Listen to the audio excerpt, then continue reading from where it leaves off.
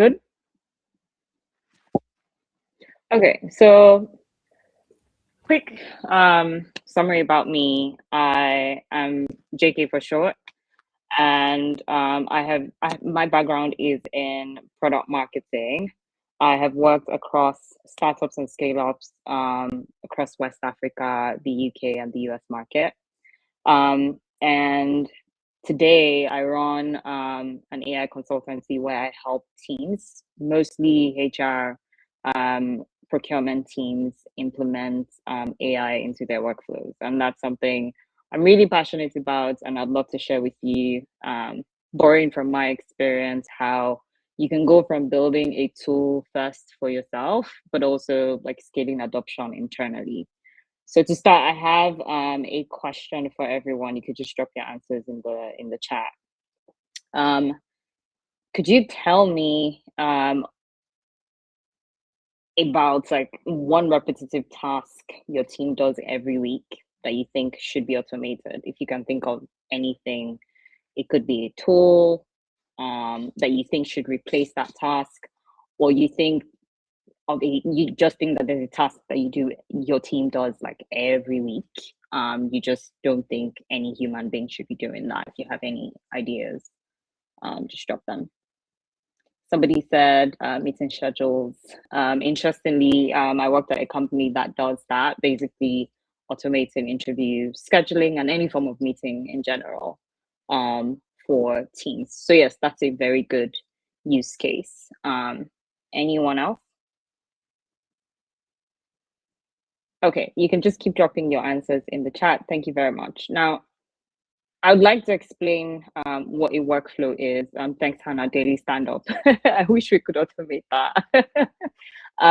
Yeah, so it'll be useful to understand what a workflow is. I'm sure you must have heard that term, in different conversations. You see maybe LinkedIn posts, people talking about AI workflows. But I just want you to know, a workflow is simply how work gets done. Timesheets, that's actually interesting. Now, if you think about some use cases, like if say you're in product management, for example, your workflow for identifying potential products or features to work on is you conduct user interviews, you synthesize the transcripts, and then you pull specific themes, you write up a summary, and then you create a PRD from that. That's a workflow.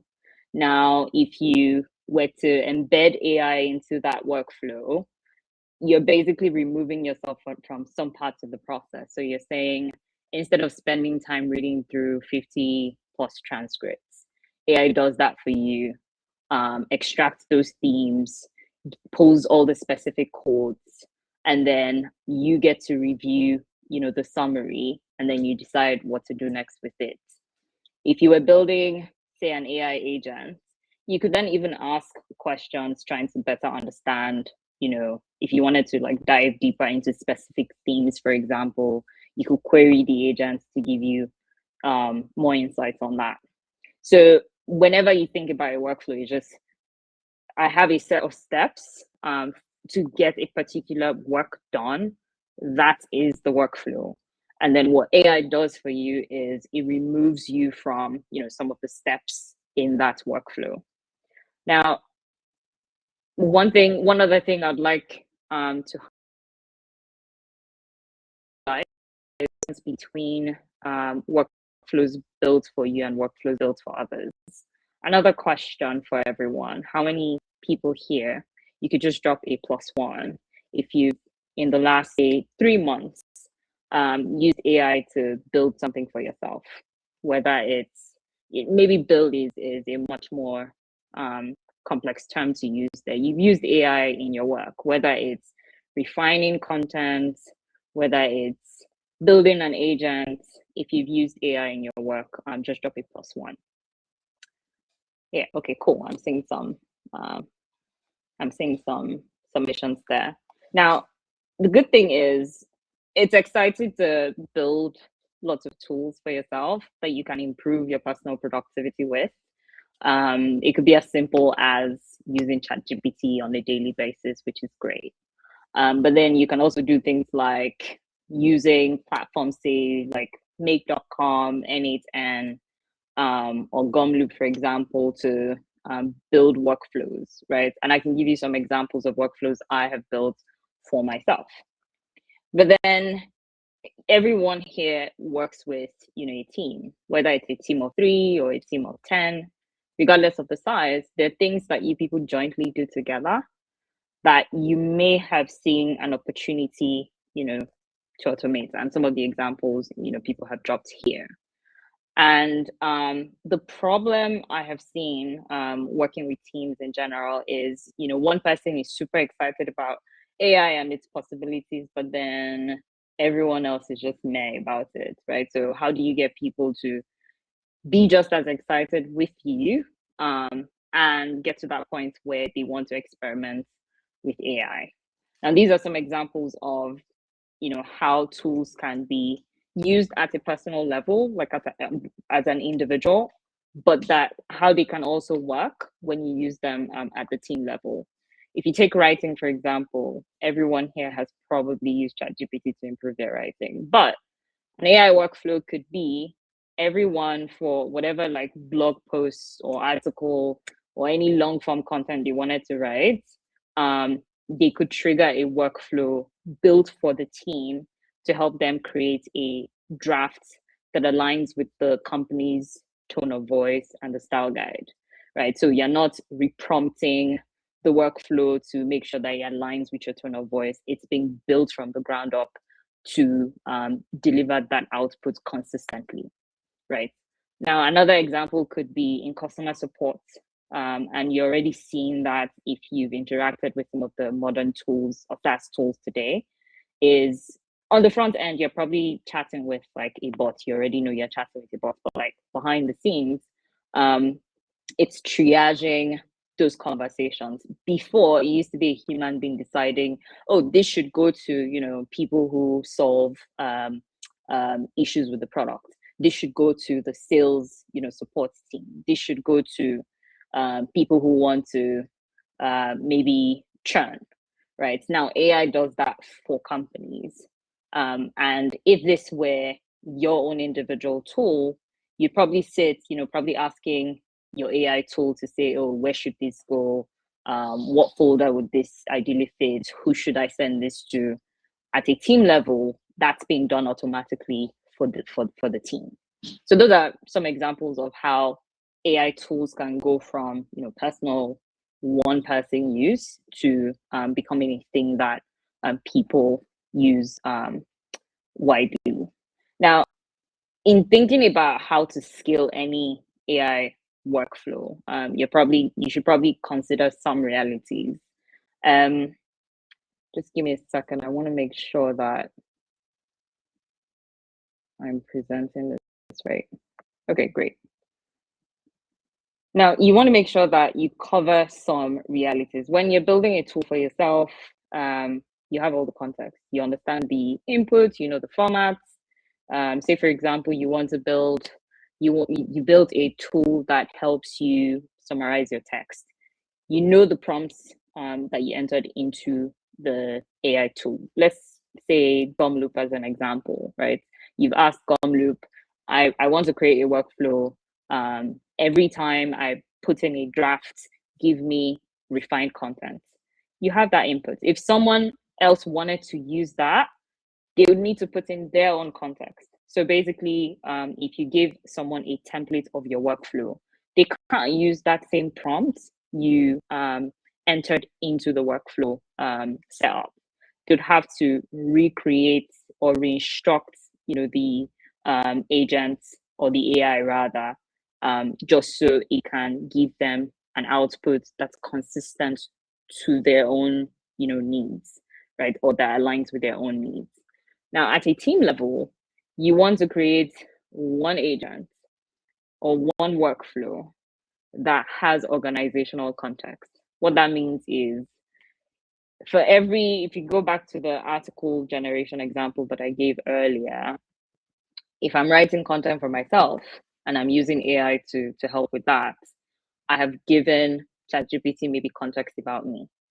As a team, ChatGPT, let's say the custom GPT, assuming that's the tool we're using, needs to have context about the organization. What products do we sell?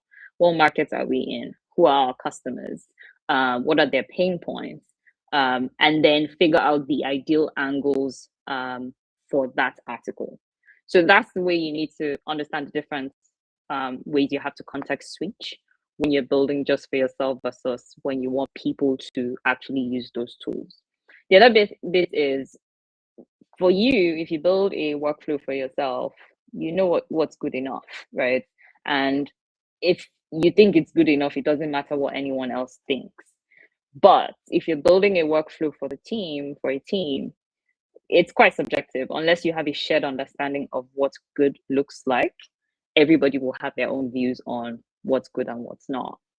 And then workflows that you build at a team level needs to handle, variations. People are going to prompt it differently. People are going to ask, different kinds of questions. People are probably going to want different kinds of outputs.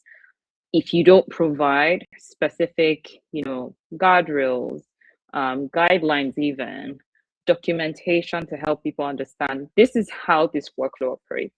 These are the set expectations you should have of this workflow. It cannot do anything outside of the scope that's been defined for this workflow. Those are things that need to go into any workflow that you're building at a team level.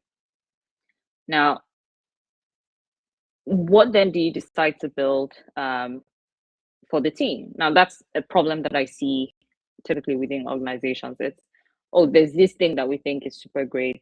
Or as a person, you think there's something your team should absolutely be using AI for, but then you have to take a step back to really understand if they care. You have to assume that people don't really care unless you speak their language. And how do you do that? You have to put yourself in the shoes of a product builder or a product manager at best. Not an AI enthusiast. An AI enthusiast is the person who wakes up every day and comes up with like 20 ideas of things they could build with AI. And then he's showing everyone, here's the next, here's the new shiny thing I have built. And then you expect people to be, excited with you about it, right? At an organizational level, it needs to align with, the business needs, what teams care about, what specific pain points they're trying to solve that you think AI can be an enabler. And some examples I'll give as well. Before you even, decide the first thing, you first need to figure out where to play. The best place to play in terms of like deciding what to prioritize, you probably have like 10 ideas of workflows you could build.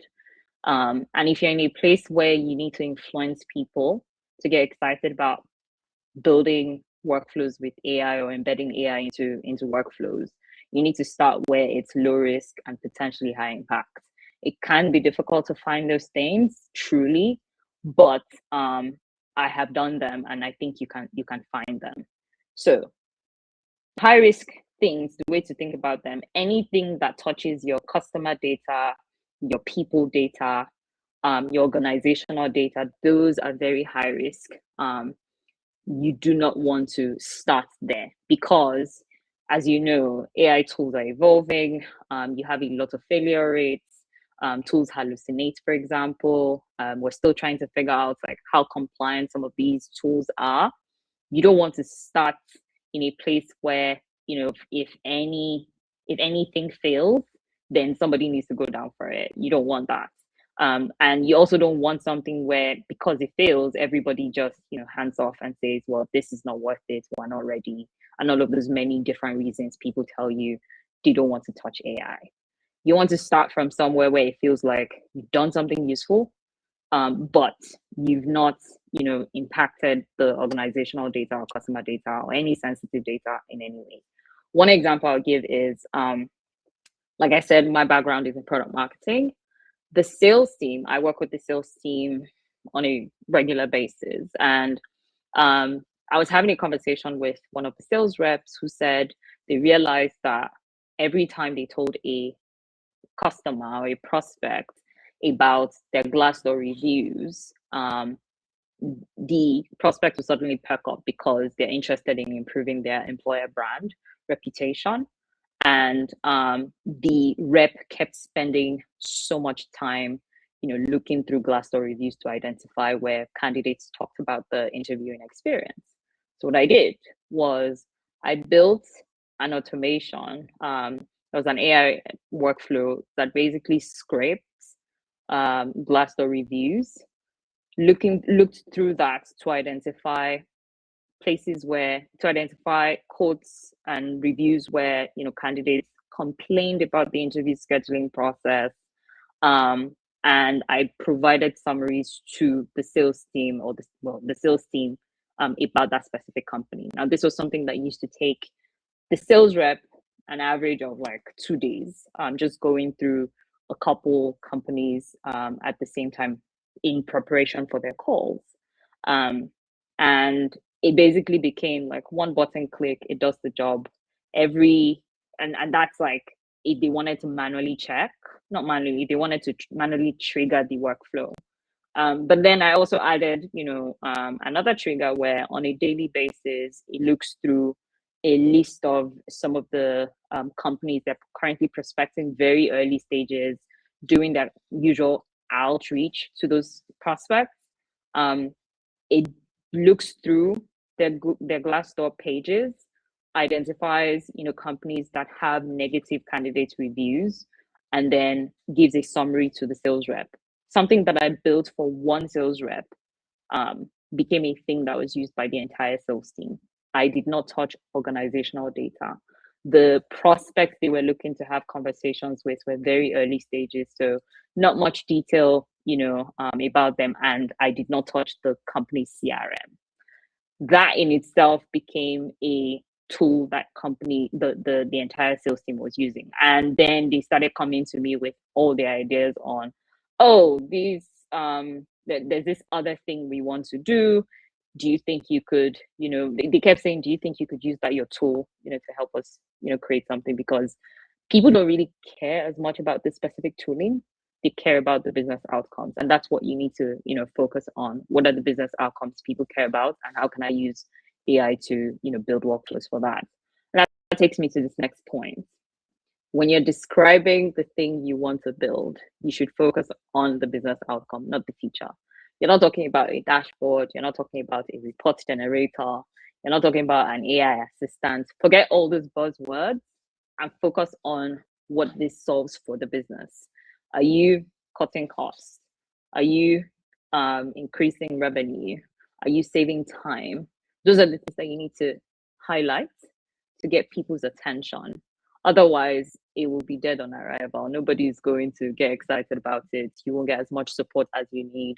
It'll be difficult to rally people around to do anything, to help you build the AI tools. Because the truth is, if you're going to build any complex, sophisticated AI workflow, you're going to need people across, say, for example, IT.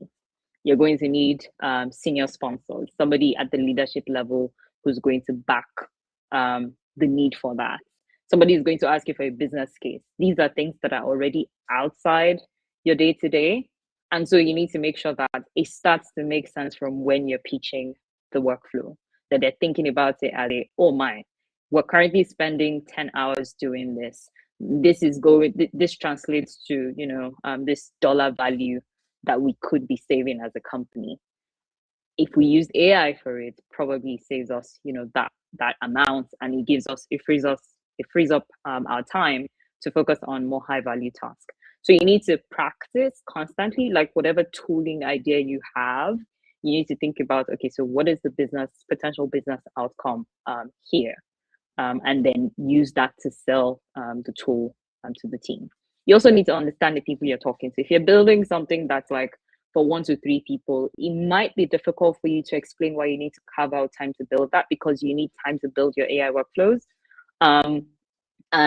But then if you're building for like 10 plus people, for example, you need to be mentally prepared for how much work goes into that. Unlike your personal tools where anything goes, if you're building tools that people will use, then you need to prepare for things like documentation, trainings, how to improve the quality over time, because you're not just going to ship that workflow and then leave it. It's not one and done. You're always going to iterate on that tool as you get feedback. You need an owner. Sometimes you won't be the owner of that tool. You need a co-owner of that AI workflow. So for example, if you're building something, the example I gave where I built something for the sales team, I was a co-owner of that workflow because somebody in sales needed to be the owner for that.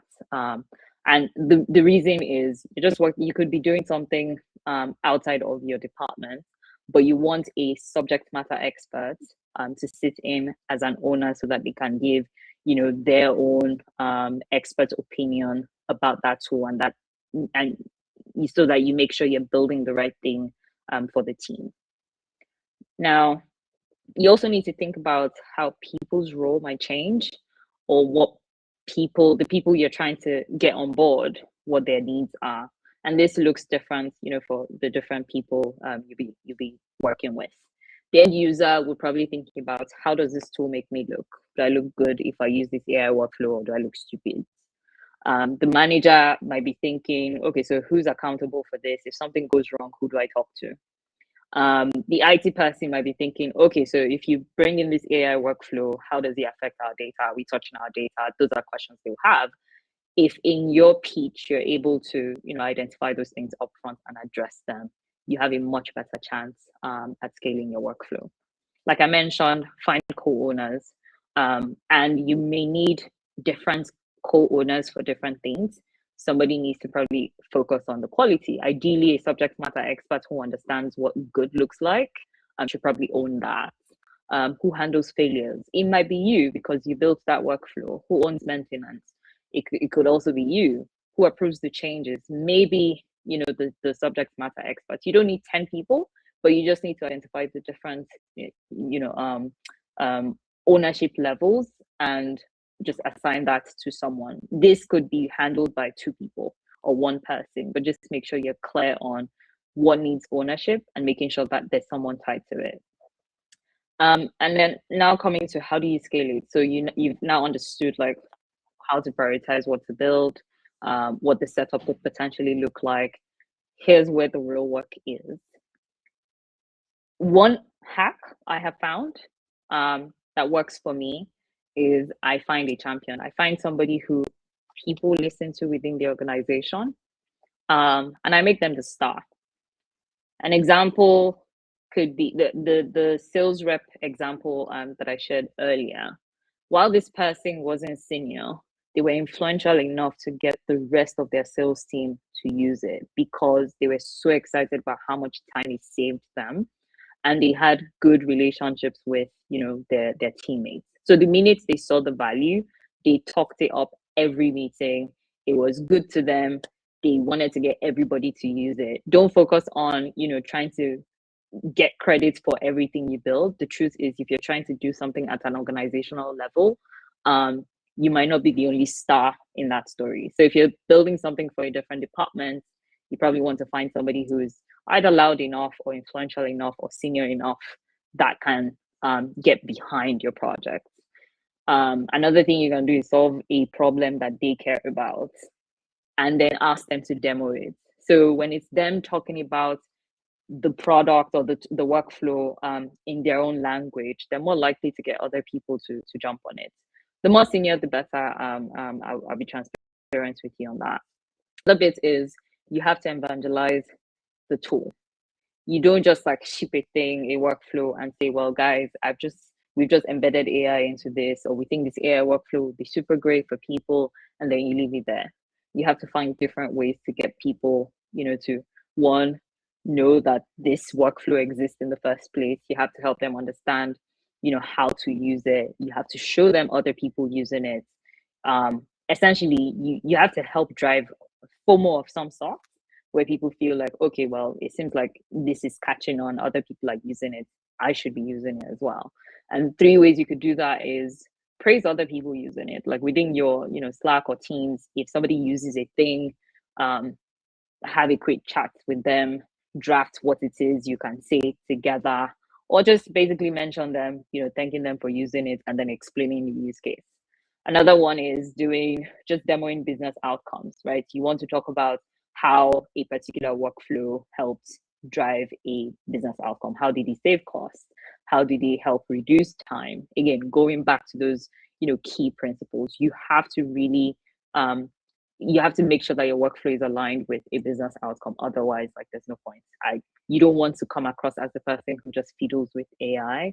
You want to come across as the person who actually is driving business growth with AI. And then also ask for feedback, openly as you build things, as you get alignment, when you ask people to give you their feedback, especially the subject matter experts, they'll go crazy with it, and also support you as you iterate on the workflow. Now, one other thing you should do is constantly address the anxieties. Don't wait for people to ask those things. You need to almost like be proactive about it. You have to anticipate those questions people might be asking in their heads. Sometimes the reason why people aren't as excited about your workflow is they have concerns. They're not just like being vocal with those concerns. So you want to, one, sort of like preempt them and then surface those concerns and address those concerns, right? A big one I have seen in my work helping teams implement AI is people are concerned about AI displacing their roles, right? So the first thing I do is I try to help them see how this is not replacing you. This is actually helping you frame up your time so that you can focus on all these other things. One of the anxiety is like, what would I then spend my time doing? Because somebody has probably been doing the same thing, over and over and over again for years. And suddenly somebody's coming to tell them, well, AI is going to stop you from doing all of this. Now you also have to show them what their future would look like if you bring in that workflow. So you need to think about how the concerns people have, whether they've shared those concerns with you or not. You have to dig for them and address those concerns early on. Always keep humans in the loop. Humans love feeling important. So if you implement an AI workflow, you need to make sure that you're letting people know, well, this is not, at least in at this stage that we are, you need to make humans feel important. And that means letting people know, well, I'm going to put you in the review process for this. This won't run until you've taken a second look at it. I'm trusting your expertise to make sure that we're, delivering we're getting the right output. Make sure you put a human in the loop. And it's also good to make sure that you have like more eyes on whatever it is you're building, especially the output. Again, people don't care so much about the workflow or the technology, at least from my experience working within business teams. They just care about the outcomes, right? But then if you put humans in the loop, one, people feel like they're getting better with AI. You're showing them how to work with AI. That improves their appetite for AI, and so that allows you, kind of opens doors for you as well, where you're then allowed, to do more things with AI. That's it for me in terms of like what I have to share with you tonight. But I also have like a tool that you can test out building your first, AI workflow. If you've never built an AI workflow before or an AI agent before, Gumloop is a tool that I use and I have helped teams implement. You can basically build simple to complex workflows. I have built workflows where it's just one step. But these were things, it was probably something I was spending my time on. And I can share my templates with you. Maybe I'm just going to drop a link on my post about this on LinkedIn tomorrow. I have a couple templates I have built just using Gumloop. It could be passing content on, say, content that I have on a spreadsheet. It could be reviewing, like I said, the Glassdoor reviews workflow that I built. I used make.com, but then I recreated it in Gumloop because Gumloop is a much more user-friendly platform. Alternatives, you could use tools like N8N. It's more technical, but you can use that as well. Make.com is another, but Gumloop is one I find to be super intuitive and can handle complex workflows. You can also use it to build your AI agents. I have built multiple AI agents on this platform as well. And my consultancy is an implementation partner. So you have access to, I'm giving everyone access to 10,000 free credits if you scan the code for your first month. Typically, free users get 2,000, but you can get 10,000 if you use the coupon that I have there.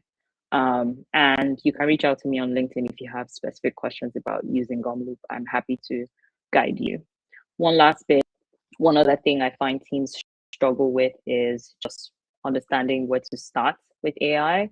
And so I built this AI agent. Basically, it's a call that you get on, and then you're able to identify your most repetitive task that you can hand off to AI. If you talk with it for maybe about 5 to 7 minutes, it will send you an instant report. Now, the thing that's more powerful about this tool is you can get your team on it as well. If you do your own call with it, you get your report, send it to your team, they do the same. You can all then compare your reports, and that serves as a good baseline, to decide, okay, so this looks like something we should be automating, or we should embed AI in as a team because it's come up in our different reports. So when you have, when you all have something that you can reference, it's a good way to start the conversation about what do we implement, or what do we improve what in our workflows with AI. So that's that pretty much. You can find me on LinkedIn. I'm Adejoke Adekunle on LinkedIn. I will post the link to my Gumloop templates, like I mentioned. And if you have questions about building AI agents or AI workflows, please reach out to me. Thank you, everyone.